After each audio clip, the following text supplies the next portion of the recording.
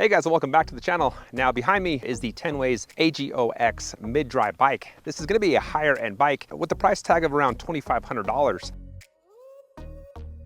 This is the type of bike that you get what you see. There's not a lot of bells and whistles, but what you get is actually pretty nice. They got some higher end parts. So let's dive in and see what it can do. Now, the first thing I want to talk about, because I don't get a lot of mid-drive motor bikes, so that's where I want to start the review off. So this one has a Bafang M410 250 watts, so you don't have a ton of power. When I did a speed test on the 5 pedal assist levels, I got 10, 12, 15, 18, and 20 for the highest pedal assist level. Now that was just casually pedaling, and with a motor like this, the faster you pedal, the more pressure you put in the cranks, the faster you go. So I did that test again with more aggressive pedaling and was able to get 3 miles per hour faster. Now this doesn't have a throttle, it's pedal assist only.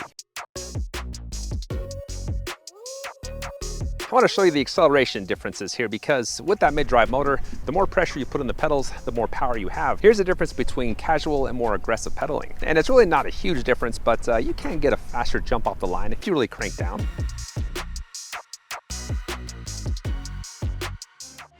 You wouldn't expect a huge hill climbing ability with only a 250 watt motor, but that motor produces 80 Newton meters of torque. These types of bikes can generally climb very steep hills. You just go very slow up them. Now, as far as braking, you got hydraulic brakes. This one has my favorite type of brake lever. I just like a shorter and smaller and lighter lever, and it doesn't take a lot of pressure to engage for hard braking. Here's the difference in braking between all 5 pedal assist levels.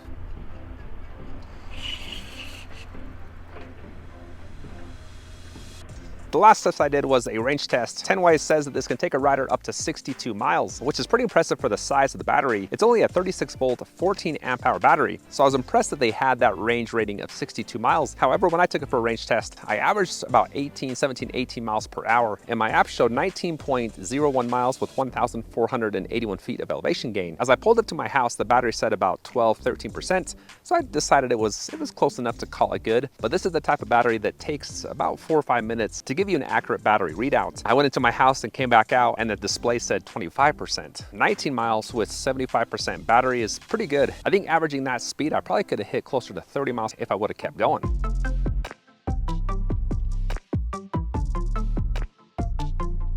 All right, let's dive into all the stats and the features, the things that I liked and didn't like. The first thing that I liked is the stance on the handlebars. That's as wide as my full suspension mountain bike. And then everything in the cockpit area, starting off with the grips, very nice feeling. There's a nice feeling control pad. LCD screen is plenty bright. I can easily see that in full sunlight. And then you have a 10-speed trigger style shifter. It's a higher end shifter, under the grip, which is what I prefer. Moving back to the saddle, that's a Sella Royale. The paint job and the welding is fantastic. I mean, there's no welding scars up here by the head tube. Just a very smooth and sleek looking frame.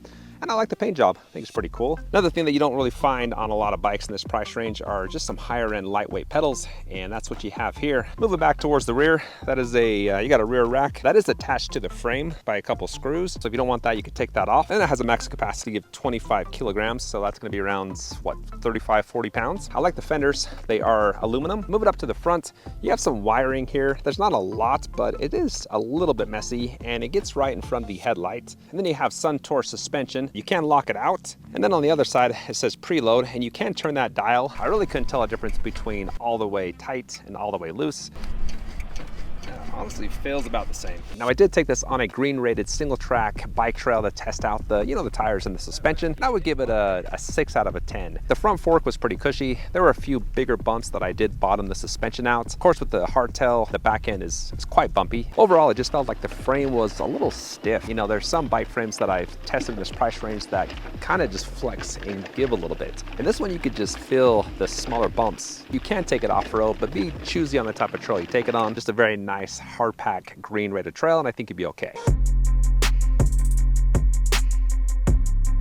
A couple more things I liked about the bike was how quiet it is.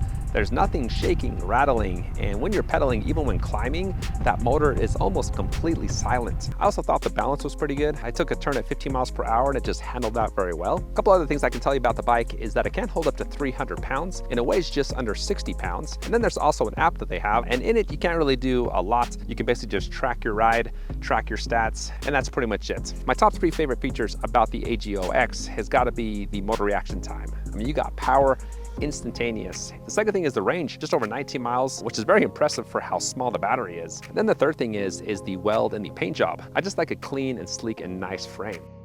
So that wraps it up. I appreciate you guys hopping on here and checking out my content. Have a good day and take care.